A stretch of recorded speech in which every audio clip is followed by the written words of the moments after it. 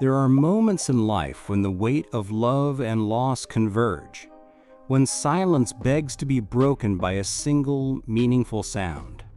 For Shane Hawkins, that moment came under blinding stage lights, in front of thousands of fans, on a night heavy with remembrance and hope.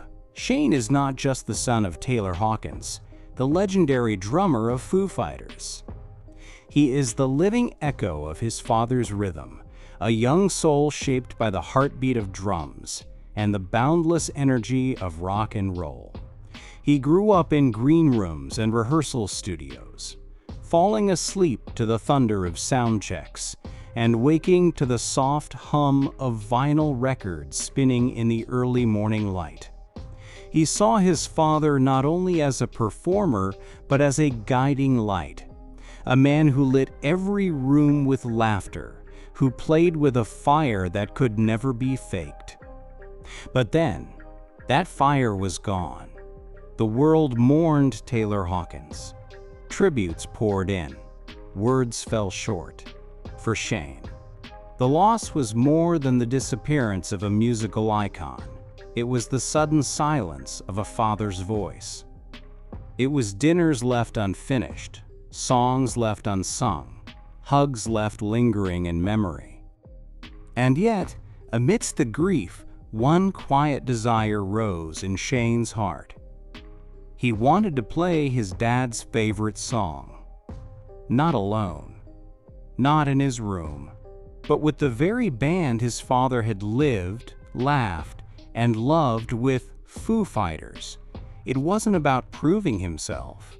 It wasn't about being in the spotlight. It was about honoring the man who had given him everything.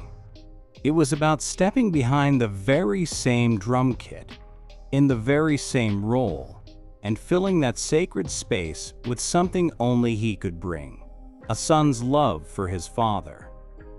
The night arrived. Backstage, Shane clutched the drumsticks his father once held. His hands trembled, not from fear, but from the enormity of what was to come. The roar of the crowd was deafening, the lights impossibly bright. But when he stepped behind the drums, the world faded. All that remained was the memory of his father, smiling, laughing, playing. The band turned to him. Dave Grohl gave a quiet nod, one filled with unspoken understanding, grief, and brotherhood. And then it began. The song echoed across the arena, its first notes like a call to the heavens. Shane moved with precision, but also with something deeper, something raw. His face was calm, but his eyes told the story of 1,000 sleepless nights, of missing conversations, of dreams where his father still walked through the door. Every beat was a heartbeat. Every crash of the cymbal was a tear he had yet to cry. Every roll of the snare was a whispered, "I love you." As the song swelled to its final chorus, the crowd, many in tears, rose to their feet. In that moment, they weren't watching a performance. They were witnessing a son resurrect his father's spirit in sound. Time seemed to stop. There was only rhythm, memory, and love. Then the last note rang out. The final vibration of the cymbal faded into the night air, and silence filled the space where music had lived just seconds before. The applause erupted, but Shane didn't stand up.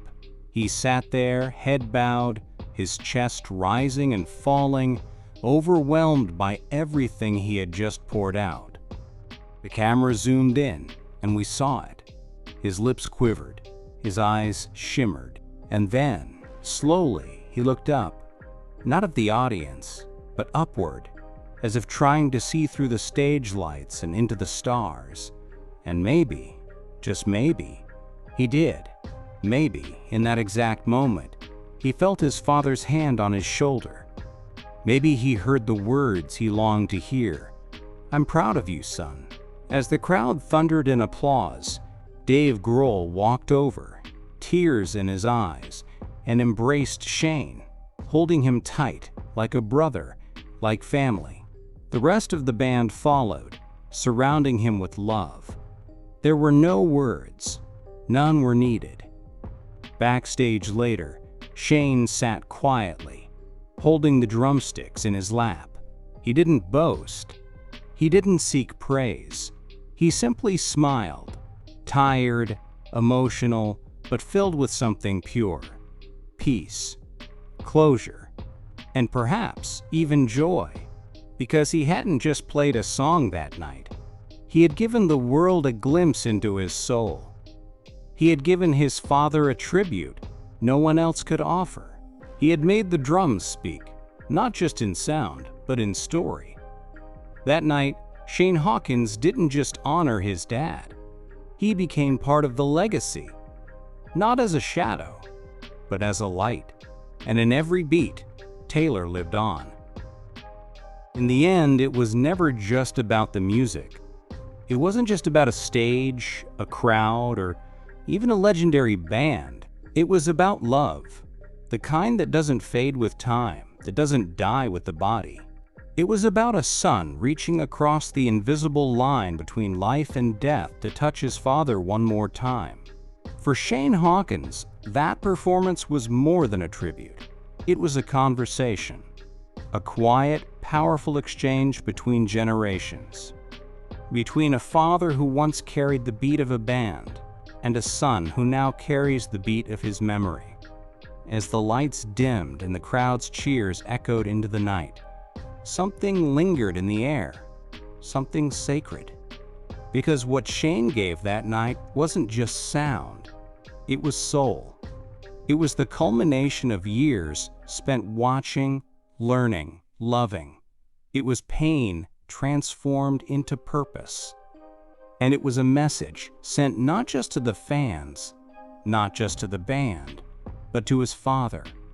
I remember, I'm still here, and I'm playing for you. The drums, once silent in Taylor's absence, spoke again through Shane's hands. And with every beat, they told the world that legacy is not about fame or applause. It's about heart. It's about carrying someone's fire forward when they can no longer carry it themselves. Shane did not just fill his father's place on the stage. He honored the man behind the myth, the father behind the fame. In that moment, time stood still. Past and present collided. Grief and grace danced together in perfect time. And as the final note faded into silence, one truth remained. Taylor Hawkins may be gone, but his rhythm lives on. It lives in the music. It lives in the memories. And it lives most powerfully in his son, who took the stage not to replace him, but to remind the world that the beat goes on.